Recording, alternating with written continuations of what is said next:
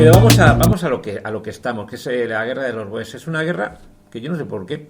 Me imagino que de pequeñito, como siempre, me quedé traumatizado a ver alguna película de los boes, a ver la del joven Winston o algo así, y empecé a escarbar y me hizo gracia, ¿no? Digo, pero ¿quiénes son estos señores? Y parecen vaqueros que están ahí poniendo en jaque y comiéndose con patatas al todopoderoso ejército británico. Es una guerra poco conocida en España. En Inglaterra obviamente hay muchísimo. Y eso tiene que ver, normalmente sabéis que en las presentaciones aquí colocamos un libro o algo relacionado con las conferencias o que doy. En este caso sí que doy, o sea, porque si hay esa presentación de libro, aquí viene el libro del autor y están los que tengan que estar. Y he tenido que colocar lo más parecido que tenemos en la librería de medio que tenemos, que es una revista de Despertaferro, que es El Gran Juego, que es más o menos de aquella época, pero que se desarrolla en Asia. ¿Y eso por qué es? Porque no hay en castellano no hay prácticamente nada de la guerra de los boers. Hay un libro que se llama Boers, de la editorial Actas, que es buenísimo, y joder, se me ha ido el nombre del autor, que además es probablemente el tío que más sabe de guerras zulúes, que es también luego lo buscamos y os lo digo, pero el libro está agotado. Aprovecho aquí también para decirle a mi amigo Luis Valiente, editorial Actas, a ver si lo reedita, porque es un libro que me quedé de eso que lo ves en el Corte Inglés, venga, ya lo compré otro día y desapareció. Las guerras de los boers, ya digo, que se desarrollan a lo largo de casi más de 20 años, ¿no? Y en la portada vemos pues la foto en blanco y negro, son estos señores que parecen una banda de forajidos del oeste, esos son boers, que consiguen acojonar, derrotar, cercar. Pues en este caso es un cuadro ya de la última etapa de la guerra de los boers. Los soldados británicos que salen ahí, creo que son del 17 de Lanceros, y es en la etapa ya de la guerra un poco de guerrillas. Pero bueno, como tenemos mucha tela que cortar, vamos a empezar. Los boers, ¿quiénes sean? Los boers, como sabéis, son descendientes de principalmente holandeses alemanes, que allá por el 1600 y pico, siglo XVII, acaban en lo que sea hoy Sudáfrica, en la ciudad del Cabo, que es en el mapa, veis, es la parte de abajo un poco en rosado, la colonia del Cabo.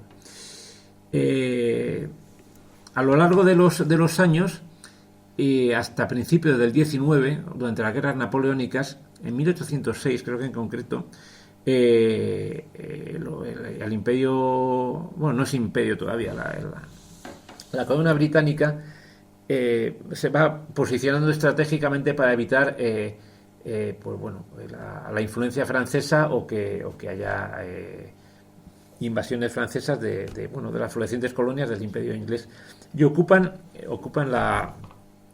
prácticamente sin resistencia lo que es la colonia del Cabo. ¿Por qué? Porque son holandeses, o sea, son descendientes de holandeses, y Holanda en aquel momento era aliada de Napoleón. En principio, vamos a decir, son blanquitos los que hay, son blanquitos ingleses y blanquitos holandeses, los boers. Vamos a decir que durante todo este periodo de tiempo,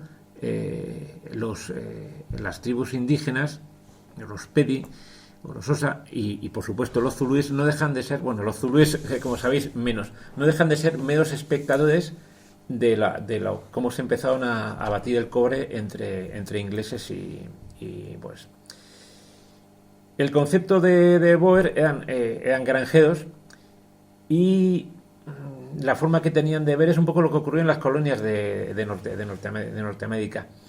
El gobierno británico intenta lógicamente pues estructurar su forma de vida, hasta que llega un punto que los boers dicen, oye, esto es muy grande, no aguantamos la cultura británica, y se inicia lo que se llama el Gran Trek. El Gran Trek es el desplazamiento de los miles de boers que convivían con los británicos hacia el norte, hacia las zonas donde están los zulúes, que se va un poco más arriba, la zona un poco más en marrón, y la zona de lo que serían luego los futuros países boers, Natal y Odanja. O sea, y como veis, el desplazamiento, vuelvo a repetir, parece es la imagen, parecen carromatos del oeste, ¿no? El Gran Trek, ¿qué supone? Pues supone muchas luchas con las tribus que había, no solamente con zulúes. Lo que veis aquí, la otra foto es un monolito de todas los boes que cayeron, pues precisamente luchando pues contra, en este caso, es un rey Dingane, zulú, que está entre probablemente los dos reyes zulúes más famosos. Uno porque elevó el imperio zulú a la categoría del reino que todos temían, que fue Shaka, que fue comienzo del 18, y Sezguayo, que fue el último rey zulú realmente independiente, aunque luego hubo una serie de reyes zulos un poco puestos títeres por los ingleses, que fue el que acabó derrotado en bueno, la famosa batalla de Ulundi, bueno, todas las películas que se han hecho sobre los zulúes. Hubo una serie de enfrentamientos entre los boers y los zulúes. Esta es la otra imagen, está la batalla de Blood River, donde se produce, podemos empezar a ver un poco lo que es la táctica boer, que en algún caso se vio en la guerra contra los ingleses, que es hacer bueno, lo que sea, me sale la palabra zulukral, o sea, hacer un círculo de carromatos para defenderte con la potencia de fuego de los rifles de los ataques de los zulúes, ¿no? Bueno, el caso es que al final los boes llegan a la zona donde se asientan. Vuelvo a repetir, son granjeros, y además son granjeros esclavistas, que es otro de los motivos, al igual que los que ocurrió en la guerra de secesión americana, pues ellos utilizaban a la gente de color, los que conquistaban, como esclavos. ¿Mejor o peor que lo que salía en la cabaña del tío Tom? Pues vaya usted a saber. Pero es un hecho, o sea, y si lo observáis ustedes un poco, todos los boes tenían sirvientes, casi todos tenían sirvientes negros y les eran fieles. Es un poco, oye, les trataban bien mal, a lo mejor si eran tan malos los tenían que llevar con cadenas, ¿no? Entonces, pues bueno, es un poco decir, o sea, no quiero con esto, o sea, nada más lejos de que se entienda esto como algo de tinte racista, pero era la realidad. O sea, los boers eran esclavistas y bueno, y tenían sirvientes negros. Se forman dos estados independientes, al sur, en color rojo, el Estado Libre de Orange, y arriba lo que es la República de Transvaal. Las capitales, Bloemfontein, y la otra más conocida que es Pretoria. Que, bueno, es capital. ¿Y quién es este señor con aspecto de señor? Nunca mejor dicho, es Kruger. Kruger es el primer presidente electo de la República Boer. ¿Vale? Es un político. Las guerras boers, la primera guerra boer, aunque los boers se ven implicados en la guerra zulú apoyando a los británicos, hay una serie hacia 1840 hay una serie de enfrentamientos con las tropas británicas, donde son derrotados, lo cual hace luego que posteriormente los británicos tengan una cierta superioridad que les va a venir muy mal a la hora de enfrentarse con los boers. Las guerras boers, la primera, 1880-81, prácticamente es una guerra de 2 meses, que acaba en una única batalla, que es la batalla de Majuba Hill, la colina de Majuba, bueno, que está por el centro. El mapa que vemos aquí es donde se desarrolla las guerras boers, la segunda guerra boer, que es realmente la más conocida, ¿no? O sea, básicamente, ya lo vemos más en detalle, la guerra se produce en tres fases. La primera es un ataque preventivo, no de la URSS, como la canción, ataque preventivo de la URSS. Es un ataque preventivo, al más puro estilo como los japoneses, ¿no? Que siempre pegaban primero en la guerra chino-japonesa, la guerra ruso-japonesa, la Segunda Guerra Mundial. Pues los boers hacen lo mismo, atacan primero. O sea, está clarísimo que el ejército boer es mucho más pequeño. Ya vemos a lo que se llama ejército boer. En un momento determinado pueden tener en pie de guerra unos 80.000 soldados.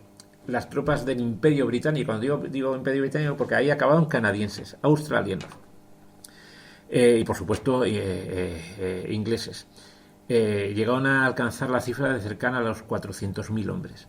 Entonces los boers, que además sus comandantes eran vamos a decir, no eran militares profesionales, que vemos que sí que acabaron siendo militares profesionales. Sabéis por qué digo esto en la siguiente diapo. Lo que hacen es atacan primero. Dice, vamos a ocupar lo que tenemos al lado. Sobre todo las ciudades fronterizas Ladysmith, Mafeking, Kimberley. Esa es la primera fase. La ofensiva, bueno, posteriormente, o sea, los ataques ingleses para rechazarlo se quedan cercadas esas ciudades, ninguna acaba de conquistarse, pero los ingleses tampoco logran liberarlas y sufren una serie de derrotas bastante dolorosas intentando abrir camino, hasta que al final, según van llegando los refuerzos, se pasa a la ofensiva inglesa. La ofensiva inglesa se desarrolla, o sea, la ofensiva Boer es prácticamente desde otoño de 1899 a enero de 1900. Por eso digo, ¿qué tenemos en el mes de enero en el mercado? Bueno, pues tenemos la grave. ¿Por qué? Porque ahí se produce básicamente lo que es la principal etapa, vamos a decir, de la guerra regular. Entre febrero-marzo de 1900 hasta final de 1900 se produce la contraofensiva británica. Se van liberando las distintas ciudades cercadas. Hay una desastrosa batalla, la batalla de Paardeberg, donde prácticamente el 25% de las tropas boes se rinden. Los generales de Wet los cercan los británicos y se tienen que rendir. Ahora veremos el porqué. Y luego, a partir de 1901 hasta el primer trimestre de 1902, pasamos el bitter ending, que es el amargo final, o la guerra del amargo final, donde los boers dicen, oye, no podemos enfrentarnos con el ejército regular. Entonces empezamos con una guerra de guerrillas. Ojo, una guerra de guerrillas donde, sobre todo los primeros 6 meses, vamos a decirlo, o la primera etapa de esa guerra de guerrillas que dura año y medio, estamos hablando donde hay batallas, a lo mejor estamos hablando de 1.500 o 1.000 hombres de comandos boers que atacan a regimientos británicos. Luego al final realmente sí que acaba una guerra de guerrillas de asalto a una granja y pego 4 tiros. ¿Vale? Decía que los mandos boers no son profesionales, se elegían un poco de manera democrática. A mí este tipo de ejército es un poco tipo como el ejército israelí, ¿no? O sea, donde no se prima mucho lo que es la apariencia militar, pero sí la competencia en las armas y el saber luchar. Bueno, pues los mandos boers, el que aparece ahí un poco a caballo, no se ve muy bien, es de Wet, decía. Luego hay otro que es de la Rey, tampoco son generales de la Segunda Guerra Boer. El de medio es Joubert, esto que estuvo en la Primera Guerra Boer y al mando del ejército Boer, que a su vez tenía sus comandos.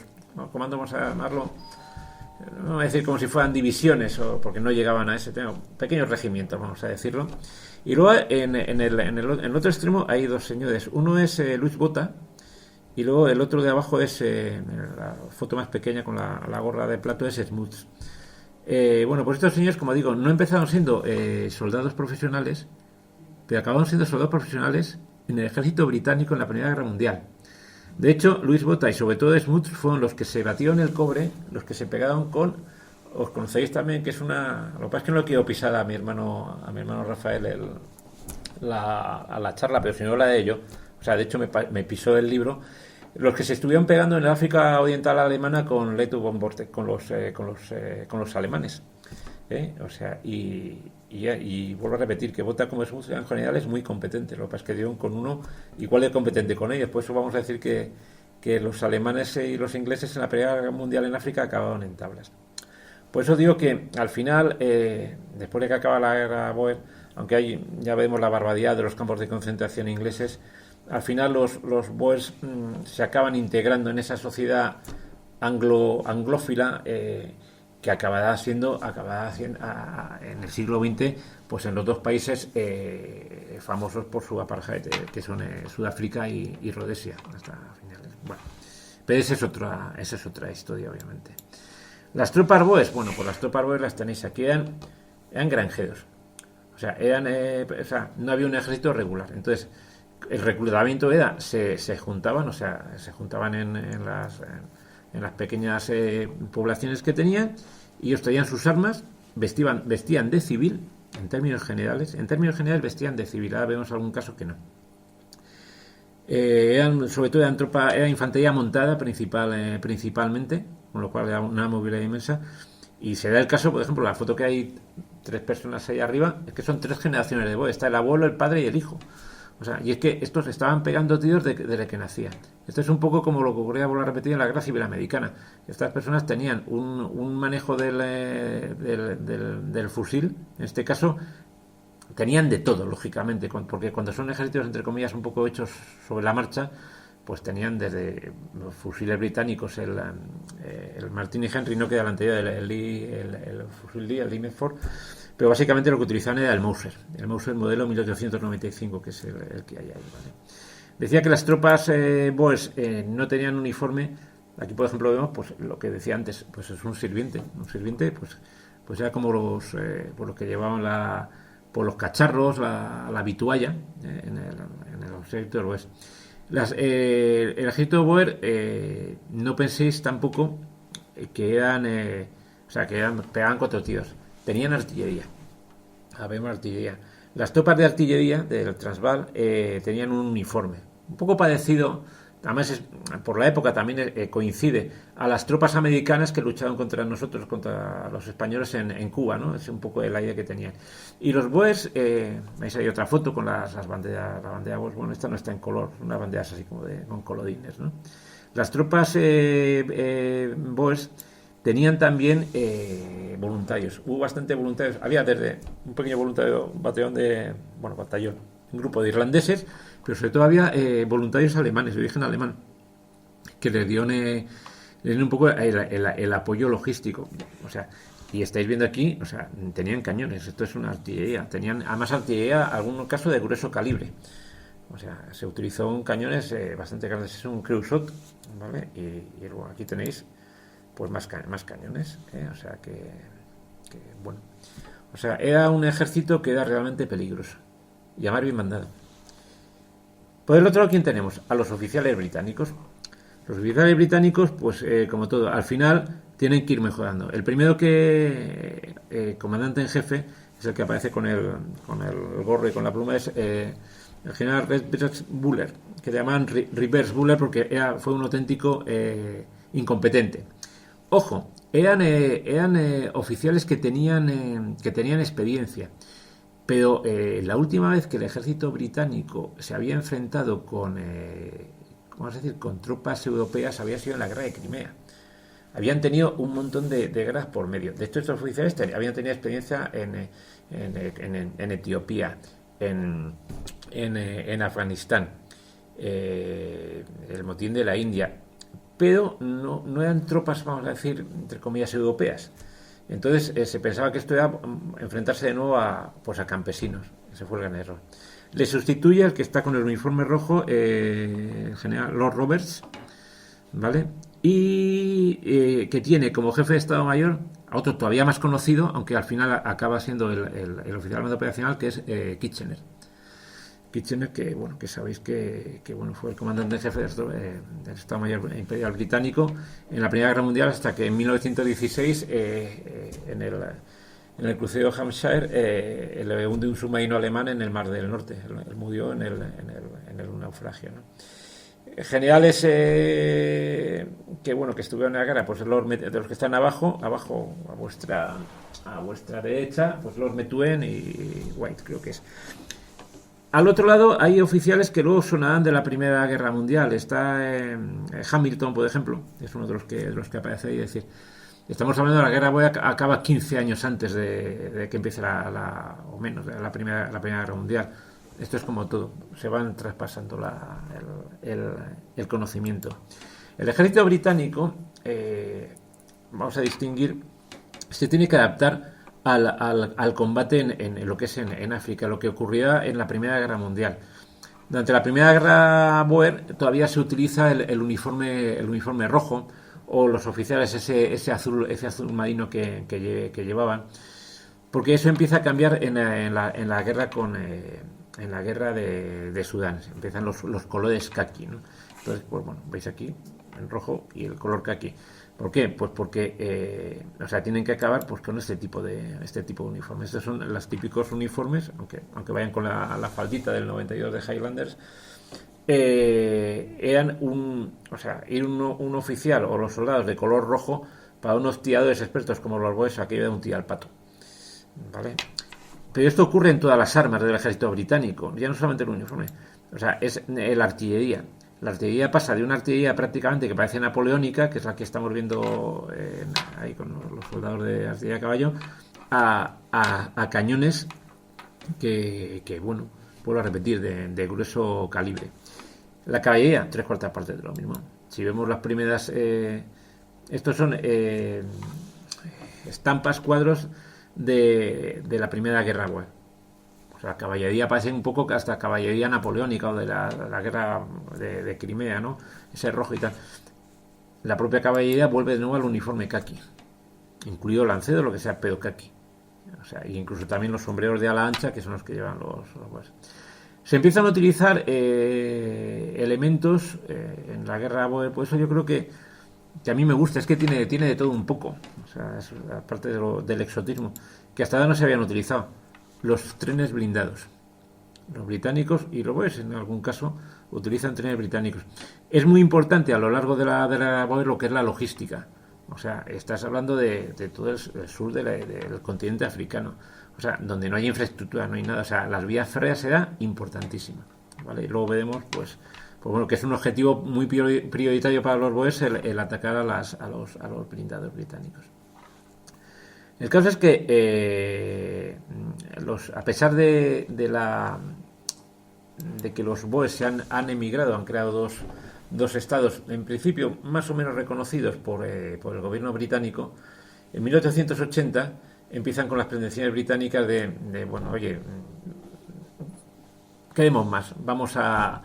tenéis que estar, vosotros sois una colonia y bueno, el caso es que al final tanto va el canto de la fuente que estalla la guerra y se envía estamos hablando pues tropas. La primera guerra Boer, vuelvo a repetir, se reduce prácticamente a 2 o 3 batallas. La principal y la última es Majuba Hill, donde ya se ve lo que va a ser el futuro. O sea, columnas británicas que van avanzando y los Boers se emboscan y les empiezan a tirotear hasta que los cargan y los hacen prisioneros. O sea, pero ojo, estamos hablando de combates a lo mejor entre 200 contra 400, cosas de estas así. Hasta que al final el general al mando de las tropas británicas, Pomeroy, que es el que aparece ahí con la mano levantada, Joubert es el jefe Boer que aparece en la imagen del medio, pues avanza contra las tropas Boer. Las tropas Boer se atrincheran y dice, bueno, pues voy a hacer, dice, los ingleses intentan jugar a ser Boers y lo hacen mal, porque inician un avance nocturno y ocupan una colina, Majuba, pensando, o sea, que están en posición dominante sobre las tropas Boers. Majuba es eso de ahí, ese pedazo de peñasco. Pero lo que pasa es que alrededor lo que está en azul son las tropas Boers, acaban rodeando a los ingleses. O sea, no se han posicionado bien. No se han posicionado bien por 2 motivos. Uno, hay lomas al lado que tienen a lo mejor que tienen mejor vista sobre la posición británica, con lo cual tirotean impunemente. Pero es que aparte de eso, y aparte de que van con el uniforme rojito y no sé qué, o sea, los británicos la guerra de trincheras se empieza a desarrollar ahora. O sea, están arriba, se levantan para disparar, los que están abajo, los Boers están pendiente abajo entre la arriba, y los británicos, o sea, se perfilan vamos a decir, en el horizonte. O sea, los van cazando como conejos. O sea, y al final, o sea, ¿qué es lo que ocurre? Una desbandada de las tropas británicas, Pomeroy muere, y el gobierno británico, que empieza a tener ya un poco el problema con la invasión primero de Egipto, estamos hablando de 1881, es cuando está la batalla de Tel el Kebir, y que es la invasión británica de Egipto, que luego de rebote les va a suponer otro problema mayor, que es la invasión de Sudán y el Mahdi y Omdurman, bueno, que acaba en 1898 en Omdurman. Pues dicen, oye, mira, esto de momento lo dejamos, este problema lo dejamos aparte, lo dejamos aparcado, firmamos una tregua, un armisticio, reconocemos la independencia de estas dos repúblicas y a otra cosa mariposa. Pero eso queda ahí latente, ¿no? Bueno, entonces el final de la batalla de Mahuo, lo digo, los oficiales británicos o sea, algunos con azul, hubo tropas escocesas, aunque ya habían en khaki, y bueno, y lo que sale al lado es bueno. En medio, entre 1881 y 1896, ocurre un hecho realmente importante, que es que se encuentra oro. Sudáfrica, sabéis que es de los mayores productores de oro. Entonces, hay una figura que es el señor que aparece abajo, que es Cecil Rhodes, que es vamos a decir, un empresario político que ve la oportunidad, o sea, como otros muchos empresarios ingleses, el gobierno técnico, de, bueno, oye, de hacernos ricos. Pero está en territorio bueno. Entonces, al principio, ¿qué es lo que ocurre? La población boer es pequeña, o sea, son los descendientes de holandeses, voy a repetir, y alemanes son pocos. Sin embargo, lo que son sajones hay muchos. Entonces empieza a haber una emigración, entre comillas, permitida, no sé la palabra, Uitlanders o Uitlanders, algo así, que son los colonos británicos que entran en las repúblicas boer para trabajar el lodo. Pero dicen, oye, aparte que lo trabajemos, vamos a quedarnos nosotros. Y en 1895-96 hay una especie del rey de Jamestown, creo que se llama, donde de manera privada Rose y otros, por supuesto con la permisividad del gobierno británico, intentan invadir el territorio boer.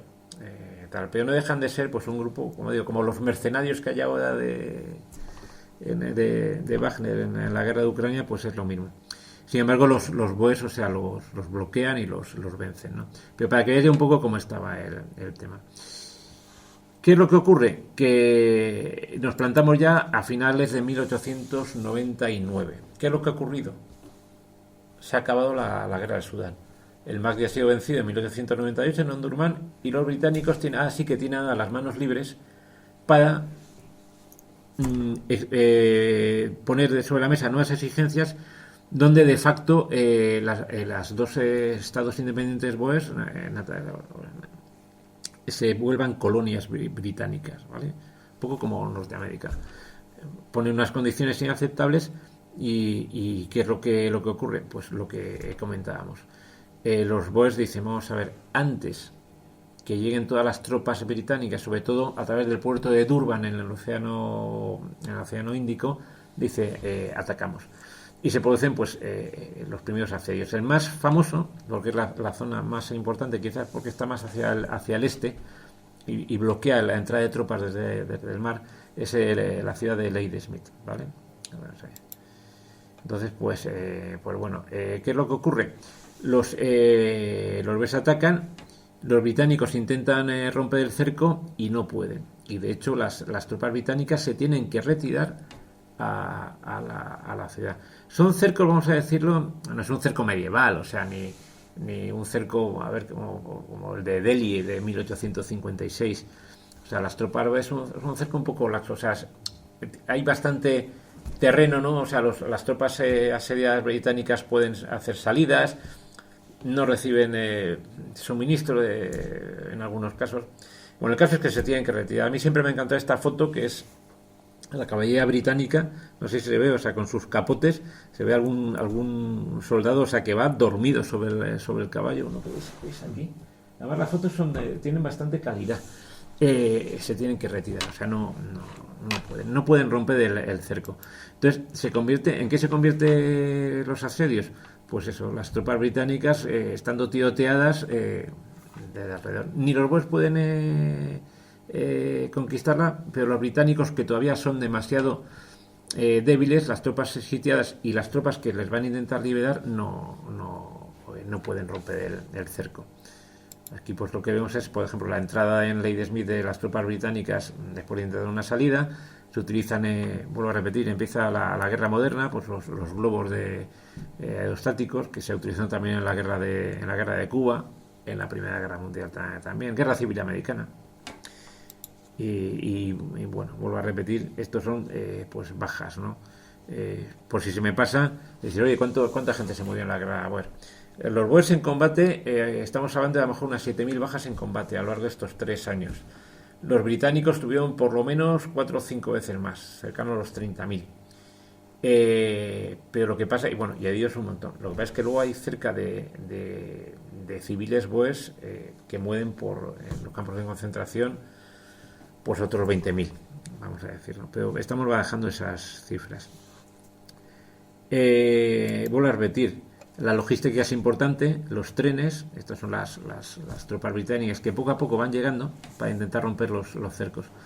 Ojito que los BOEs, pues bueno, pues ahí también tenían su logística, tenían sus trenes, tenían sus bivacs, ¿no? Y bueno, y vamos a llegar a lo que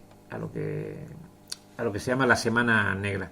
La foto que veis abajo empieza a haber fortificaciones, eso es un puesto como, o sea, veis, no sé cómo decirlo, o sea, no es la línea Sigfrido, por decirlo de alguna manera, son bloqueados, empieza a haber sacos, empieza a haber alambre de espino, o sea, se utilizan, podemos bandos alambre de espino, no en las cantidades industriales que pueden aparecer en la Primera Guerra Mundial, pero empieza a verlo.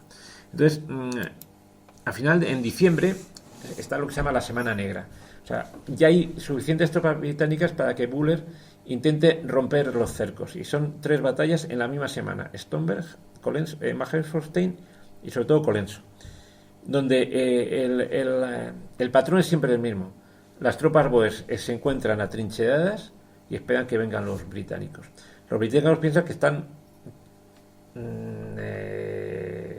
luchando contra zulúes o contra granjeros sin experiencia. Y no, o sea, y el resultado es, o sea, son rechazadas una y otra vez. Aparte que vuelvo a repetir, o sea, las tropas BOEs disponen de cañones, incluso disponen de pequeñas ametralladoras pom-pom. O sea, y bueno. Y además, veis, es un terreno en general bastante pelado. Esta es una foto actual de Van Helfenstein. En la foto que hay en medio se ven es el alambre de espino que os digo. Pero sobre todo es el hecho que los BOEs se posicionan muy bien. Se posicionan normalmente se posicionan en colinas delante de ríos. El principal río que los británicos tienen que pasar es el río Tugela. O sea, si pasan el río Tugela y conquistan las colinas que hay, estarían encima de Ladysmith. Ahí se producen una serie de batallas. La última es Spion Kop, o sea que es una masacre, sobre todo por ambas partes. Y eso hace que los británicos, o sea, de una manera un poco carpetobetónica, o sea, se empecinan en ataques frontales. Es cierto que tienen más potencia de fuego, tienen cañones, tienen artillería naval. Hay fotos que me han dado, no sé, creo alguna con los marineritos, con uniformes, cañones de grueso calibre, pero estamos hablando, o sea, que no estás poniendo unas baterías de 200 cañones que te machacan las posiciones, pues, ¿vale? Y bueno, el caso es que no consiguen atravesar las líneas, ¿no? Volvemos de nuevo a una guerra de trincheras, ¿vale? Y llegamos al último intento, que es Spion Kop. Estamos hablando ya de enero de 1900, donde ya se produce ya un punto donde, o sea, para que veáis lo que es la batalla de Spion Kop, es lo mismo, el último gran intento de los británicos de romper el asedio de Ladysmith. Hacen un ataque, o sea, intentan flanquearlos, no pueden, entonces por la noche se van a Spion Kop, que es una colina, por la noche, donde hay una pequeña partida y la conquistan. Al día siguiente, ¿qué es lo que ocurre? Un poco lo que ocurrió en Majuba Hill. Esto, se dan cuenta que hay otras colinas más atrás que dominan la posición. Entonces los BOEs empiezan a bombardear la colina, o sea, con la artillería, y se produce una auténtica carnicería. Pero dicen, bueno, pero ahora vamos a intentar, vamos a intentar desalojarlos de ahí. Y los BOEs atacan. pero no consiguen desalojar. Es una situación de impasse. O sea, ni los británicos pueden avanzar ni los boers los pueden retroceder. Hasta que al final, pues bueno, al cabo de los días, los británicos se retiran. Bueno, se intenta de nuevo esto con los trenes blindados, suministrar a las tropas, y son objeto pues de las emboscadas, pues. Y de hecho en la batalla de, no sé, me le pasó la batalla de Colenso, o sea, o sea, se avanza demasiado la artillería británica y queda al alcance de la fusilería Boer, de los Mauser. Se tienen que retirar, se consiguen retirar un par de baterías, pero los Boers se acaban llevando los cañones británicos. Hacemos un inciso hablando de los trenes blindados, porque seguro que alguno me le va a preguntar. Había un señor que por aquel entonces no era conocido, se llama Winston Churchill. Winston Churchill, que era militar, al final acaba como corresponsal de guerra, ¿vale? Entonces estas son dos fotos del joven Churchill, película de culto que os recomiendo, de la poquito que hay. En una se le ve montado en ese pony, ¿no? O sea, y Churchill, porque ya es muy crítico con el alto mando británico, acaba de corresponsal de guerra, ¿no? Había estado también en la guerra de Sudán.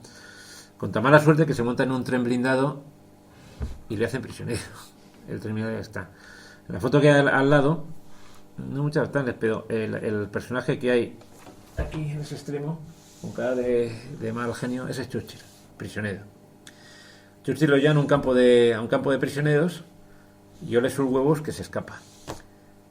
Se consigue escapar, y durante varias semanas, o sea, la prensa se hace eco de ¿dónde estará? Lo van a coger, y no sé qué, hasta que consigue llegar a las líneas británicas. O sea, se convierte en un héroe. O sea, ya ha demostrado un poco el carácter del personaje. O sea, que en este caso es digno de... Este hijo de la Gran Bretaña es digno de admiración. Bueno, el caso es que, vuelvo a repetir, los británicos intentan mirad, esto que hablaba antes, este es un croquis de la batalla de Colenso. Este es el río Tugela. En rojo, obviamente, son los británicos. Las tropas británicas aquí a la izquierda se meten, el río hace un meandro y meten ahí las baterías, claro. O sea, es una ratonera. Se tienen que retirar. O sea, y además esto, fijaos, mira, si os fijáis, la curva del río, en la foto que tenéis aquí al lado, al fondo, veis el río. O sea, veis la distancia, o sea, la perspectiva que tenían los boers era espectacular. O sea, podían disparar a quien quisiera. Lo que se ve aquí es la línea de ferrocarril, muy importante para llegar hacia Smith, que es eso de ahí. Pero claro, si no consigues conquistar las colinas, te da igual. Y la artillería británica no tenía la concentración de fuego, aunque esas son piezas de grueso calibre, para romper las líneas, pues. El resultado al final es, pues, lo que os digo, los británicos se retiran, y los boers victoriosos, pues, cogen y se llevan el botín. Primero es un cuadro, y lo que vemos abajo son las tropas boers con artillería que lo han conquistado. Se intenta a continuación lo que os comentaba, batalla de Spion Kop, lo mismo. Se intenta de nuevo cruzar el río Tugela por otro lado. Spion Kop se encuentra en medio de la línea Boer, ¿veis ahí? Pero claro, se quedan ahí, pero desde los picos de al lado los están acribillando. Se produce una situación de impasse, ¿vale? Donde que al final las tropas británicas se tienen que retirar. Bueno, esto de nuevo es las tropas boers, al fondo de Spion Kop, las tropas británicas. Es siempre, si veis la historiografía británica, es siempre los británicos trotando hacia arriba y los boers siempre apretados, ¿no? Bueno, este es el intento boer de asaltar Spion Kop, lo que se ve ahí. O sea, es básicamente decir, los boers intentaron asaltar la colina, son rechazados, pero por contra les estaban bombardeando y dice, bueno, no te conquisto, pero te machaco con la artillería. Al final, de todas maneras, bueno, esta es una foto bastante conocida, es una de las trincheras británicas. Otro problema que había es que por el terreno, porque no había experiencia, o sea, se intentaban hacer trincheras que eran prácticamente, podían tener esta profundidad de prácticamente metro y medio. O sea, y automáticamente, o sea, eso protegía muy poco, tanto por la artillería como para las tropas boers, o sea, expertas en fusilería. Lo que se ve ahí son las bajas británicas, o sea, que es donde han caído, o sea, eso directamente se echó tierra encima, o sea, y lo que era la trinchera se convirtió en la tumba de esos pobres soldados. Pero sin embargo, al final, tanto va el canto a la fuente que las tropas británicas al final consiguen romper, o sea, pero vamos a decirlo, hay una serie de batallas, pero van a decir por ósmosis, o sea, por pesadez, y sobre todo porque los británicos van aprendiendo, o sea, y mejoran las tácticas y sobre todo empiezan a flanquear, o sea, a flanquear las tropas pues, que no pueden defender todo lo que es el perímetro del río. Y bueno, pues ¿qué es lo que ocurre? Pues lo primero, pues se libera Ladysmith. Aquí vemos a la entrada de las tropas. ¿Y qué ocurre con los boers? Pues es que ya empieza el declive boer. Estamos hablando de mitad de 1900. Los boers son prisioneros de sus propias tácticas. Se empiezan a retirar. Pero hay algo que juega en contra de los boers. Los boers tienen una logística, vamos a decirlo, mucho más primaria. Dependen de los carros. Los carros que también les habían venido acordados contra las tropas zulúes y tal, les entorpecen la marcha. Porque en los carros van, pues vamos a recordar, son familias. Pues van los hijos, las mujeres, los esclavos, los sirvientes y tal. Entonces, un ejército boer al final es copado por las tropas británicas contra el río en Paardeberg, ¿vale? Lo vemos aquí.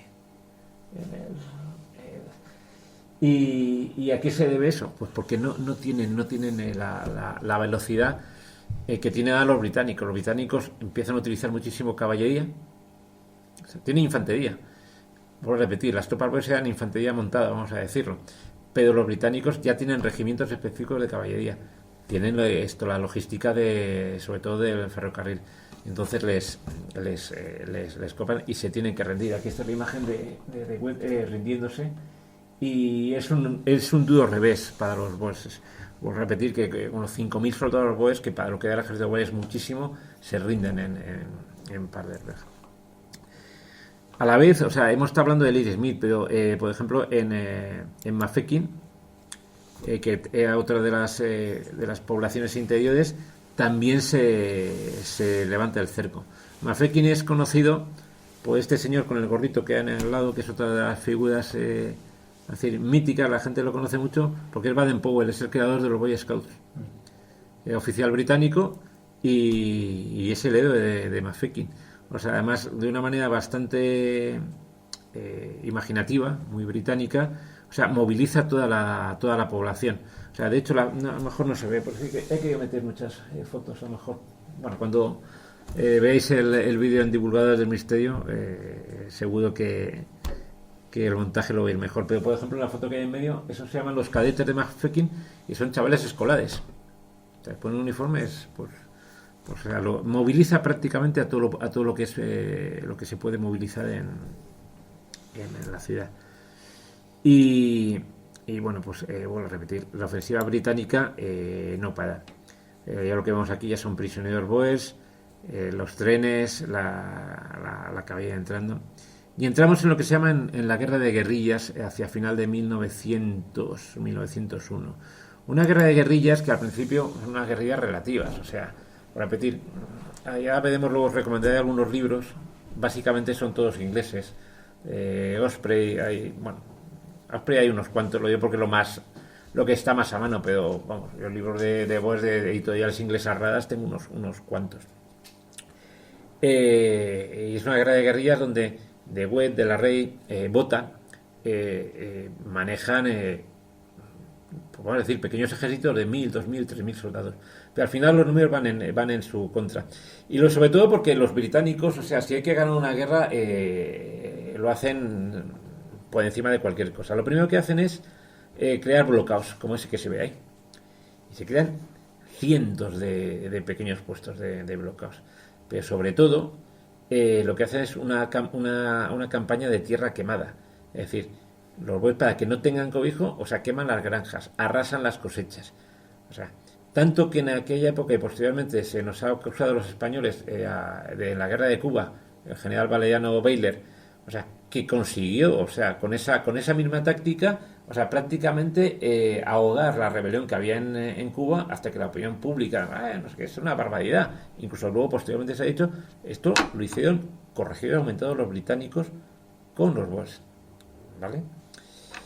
Y bueno, hasta que al final de pequeños ejércitos, o sea, pues quedan en medias partidas casi de bandoleros. De hecho, De Wet, con su partida, que estás hablando de mil y pico tíos, acaban siendo rodeados, o sea, es cierto que ellos dan golpes de mano, derrotan a regimientos de lanceros y tal, pero acaban siendo rodeados en una granja y se tienen que rendir.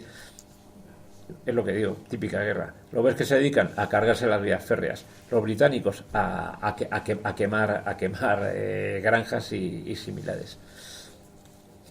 En esta última parte de la guerra Boers, los Boers ya tienen un aspecto, pues casi, como digo yo, pues un poco, nunca han ido bien vestidos, pero o sea, depende muchísimo de lo que capturan.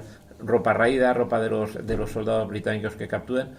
Ojo, que eso es un peligro, porque como os podéis imaginar, el ejército británico no le gustaba nada que, o sea, se apropiasen de sus chaqueos y tal. Y muchas veces algún boer se encontró esto con un pelotón de fusilamiento porque les pillaron con ropa de soldados capturados, ¿no? Los británicos ya parecen boers.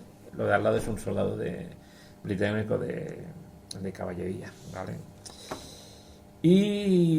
Pero lo peor de todo esto es que cogen y empieza una política de campos de concentración, ¿vale? Tanto que se ha dicho, lo que se ve ahí es un cementerio, lo de abajo es una foto con mujeres y niños en los campos de concentración, mueren miles, y eso, pues qué queréis que os diga, o sea, tanto que se nos acusa a los españoles, que si la guerra de Cuba, que seamos muy malos o que tal, pues los ingleses fueron peores.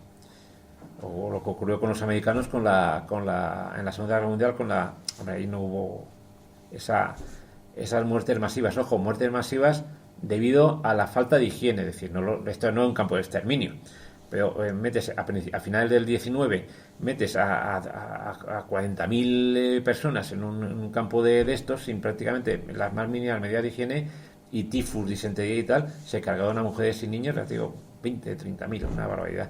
La foto que hay arriba, bastante famosa, es una niña de 7 años, bueno, no me acuerdo del nombre, que murió al poco tiempo, y con esa foto, claro, la opinión británica empezó un poco a clamar, ¿no?